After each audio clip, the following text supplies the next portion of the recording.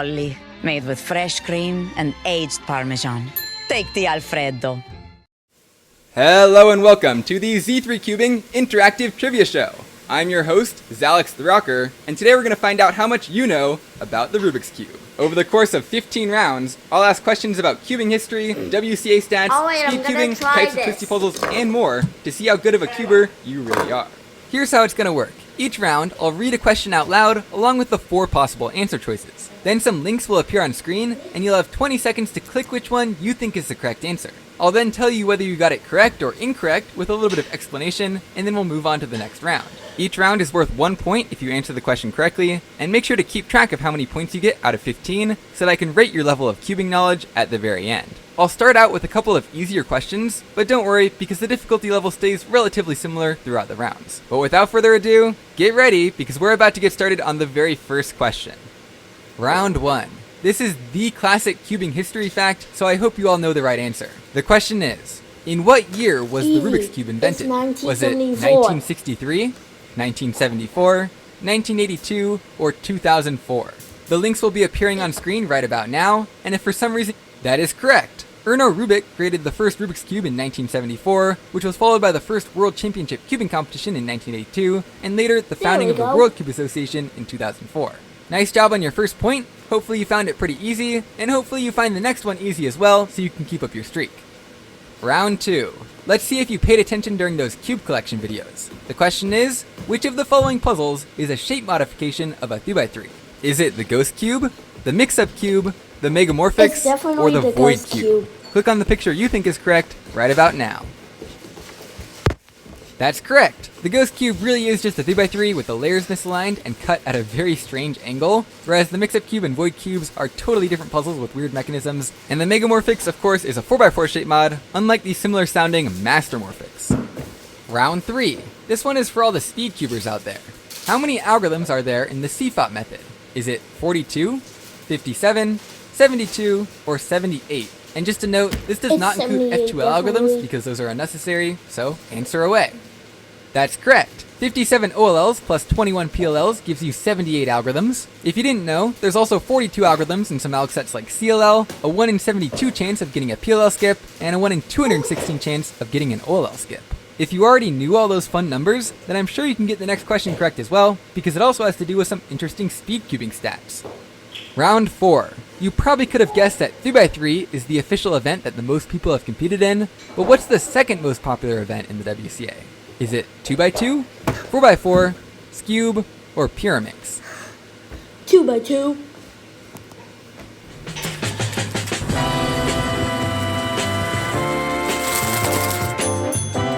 That's right, over 200,000 people have competed in 3x3, and 2x2 comes in a solid second place at 140,000. Third place is Pyraminx at 90,000, followed by 4x4, One-Handed, and Scube, although I think Scube will probably pass those two pretty soon. Round 5. I hope you know your notation well, because this one is a little bit tricky. Which of the following is the name of a PLL, but is not the name of a move you can do on a 3x3? Is it E, M, T, or Q? That's correct. Yes, T is the name of a PLL, the T-perm, but you can't do a T move on a 3x3. On the other hand, E is both a PLL and a 3x3 move, M is not a PLL, but it is a 3x3 move, and Q is neither. Round 6. This question involves 4 different shapes of twisty puzzles. Which one has the least number of stickers? Is it the Master Pyraminx, the 3x3, the face-turning octahedron, or the Killaminx? That is correct. A 3x3 has just 54 stickers, whereas a Killaminx has 60, a Master Pyraminx has 64, and a face-turning octahedron has 72. I hope that was just a lucky guess, and you didn't actually sit there trying to do all the math. Round 7. As of 2024, what is the most number of official WCA world records a single person has achieved throughout their lifetime? Is it 27 world records, 33, 76, 121. or 121? That's correct. Felix Zemdeg set an incredible 121 world records from 2010 to 2019, a number which may not ever be beaten. Those other numbers are 2nd, 3rd, and 4th place, with Max Spark coming in at 76 and counting. Round 8.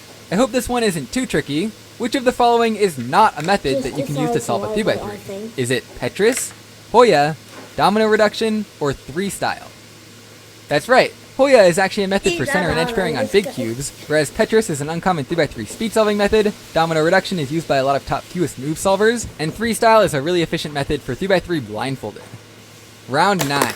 The official Rubik's brand has released a lot of puzzles over the years, but which one of these have they never produced? A Pyraminx, a floppy cube, a mirror cube, or a 5x5?